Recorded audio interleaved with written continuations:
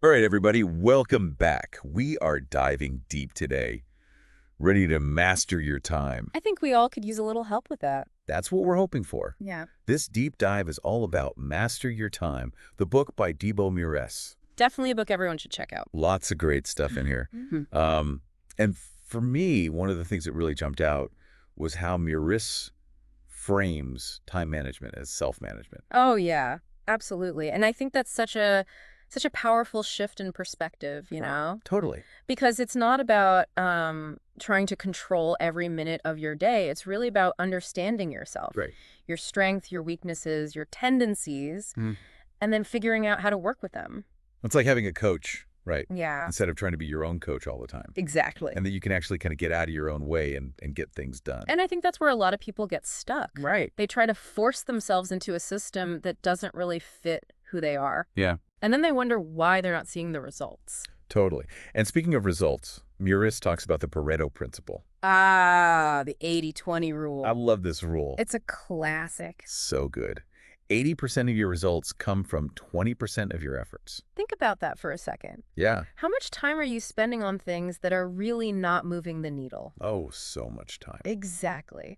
So if you can identify those vital 20% activities, the ones that really make a difference, and focus your energy there, that's where the magic happens. It's so powerful, and I think you can apply this to almost any area of your life. Oh, absolutely. Relationships, finances, fitness, you name it. Work. It's everywhere. Like email.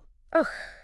Don't even get me started on email. Right. I mean, I'm sure, like, if we think about it, 80% of the value we're getting from emails probably coming from 20% of the people who are emailing us. Probably even less. Right. Like 10% of the senders. Totally. And it's such a time suck. Oh, it's a black hole. And then that brings us to, the whole issue of distractions. The bane of our existence. Right. Social media, the internet, your phone. Our phones are like little distraction machines. They really are. And Meurisse talks a lot about the importance of creating a distraction-free environment for yourself. So crucial, because focus is the key. What are your thoughts on that? Like, what are some of the things you do to create a distraction-free environment? Well, I try to be mindful of my surroundings, finding a quiet space to work, turning off notifications, putting my phone on Do Not Disturb. Yeah. But I'll be honest, it's a constant battle. It is a constant battle. I struggle with that too. It's so easy to get sucked in. Yeah. But when I can actually manage to create that space for myself, my productivity skyrockets. Me too. Me too. Yeah. And that kind of leads us into the concept of deep work. This is where the real magic happens. So good. Tell us about deep work. So deep work, as Meurisse describes it, is basically dedicating a specific block of time to a single high-value task. Like a solid chunk of time. Yeah, and you eliminate all distractions. You put your phone away, close your email, and just get lost in the work. Get in the zone. Exactly. And that's where you can achieve those breakthroughs, those moments of deep focus and creativity. It's amazing how much you can get done when you're not constantly switching between tasks and checking your notifications every 5 seconds. It's a game changer for sure. So how do we actually do that?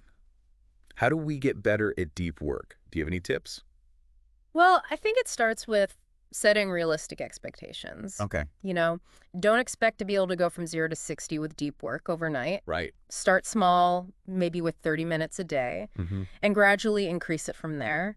And another thing that's helped me is using a timer. Yeah. Like the Pomodoro technique. Oh, the Pomodoro technique. I love that one. It's like 25 minutes on and then a 5-minute break. Right. Exactly. I get so much done when I use that. Yeah. And it's amazing how much those short breaks can actually help you to refocus and come back to your work with fresh energy. Totally. Okay, so we've got our distraction-free environment. We're doing some deep work. We're starting to feel good. We're on a roll. But then how do we prioritize what to actually work on? The eternal question. Right. So many things to do. And this is where Meurisse introduces the Eisenhower matrix. Such a good tool. It's a simple but powerful framework for prioritizing tasks. Okay, remind us how it works. So you basically divide your tasks into 4 quadrants. Okay. Important and urgent.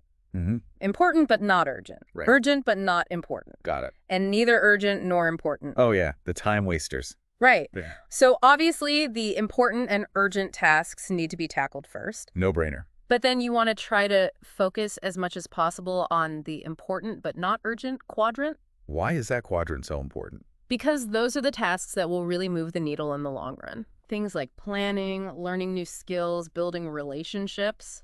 Hmm. But they're often the ones that get pushed aside when the urgent stuff comes up. Totally. It's so easy to just get caught in that whirlwind of urgency. Exactly. So the Eisenhower matrix helps you to step back and be more strategic about your time. It's like a filter Yeah, for your to-do list. exactly. It helps you to separate the truly important tasks from the noise. So what about the other two quadrants? What do we do with those?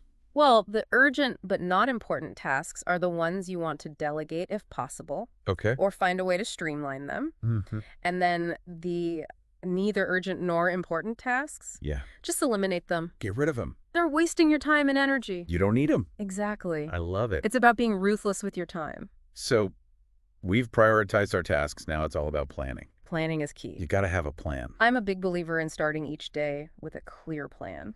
Same here. Yeah. What does that look like for you? Well, I like to take a few minutes each morning to review my calendar, my to-do list, and just get a sense of what I need to accomplish that day. Okay. And then I prioritize my tasks and schedule time for each one. So you're actually blocking out time in your calendar for specific tasks. Absolutely. It helps me to stay focused and avoid getting sidetracked. That's a great tip.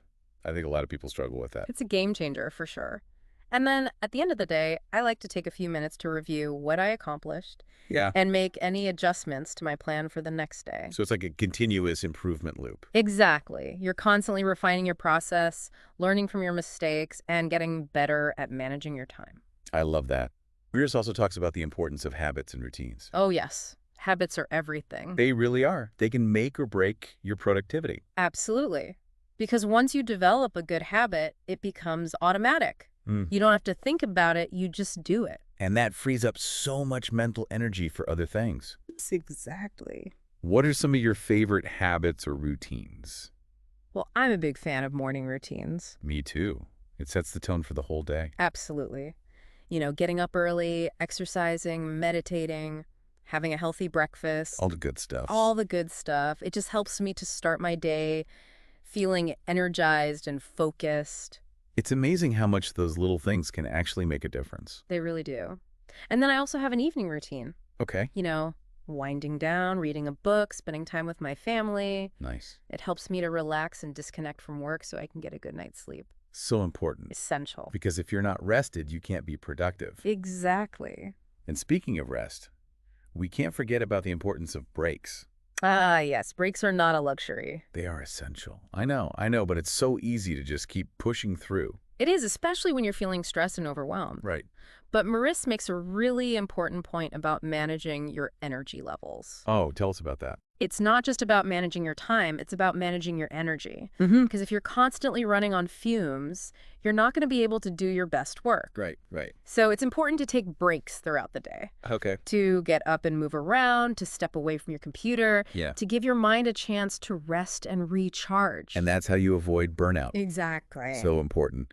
So we've covered a lot of ground today, but I think the big takeaway here is that mastering your time is really about mastering yourself. It's about understanding your own unique strengths and weaknesses, Mm-hmm. and then developing strategies that work for you. It's about making conscious choices about how you spend your time. Absolutely. Because time is our most valuable resource, There really is. and we should be using it wisely. So what's the one thing you want listeners to take away from this deep dive? Well, I think it's that mastering your time is not about being perfect. Okay. It's about progress, not perfection. I love that. It's about making small changes over time that will have a big impact on your life. Beautifully said. So if you're feeling overwhelmed and stressed, take a deep breath. Remember that you're not alone. We're all in this together. We are. And start by implementing just one of the strategies we talked about today. And see what a difference it makes. You got this. Thanks so much for listening, everyone. We'll see you next time. Bye.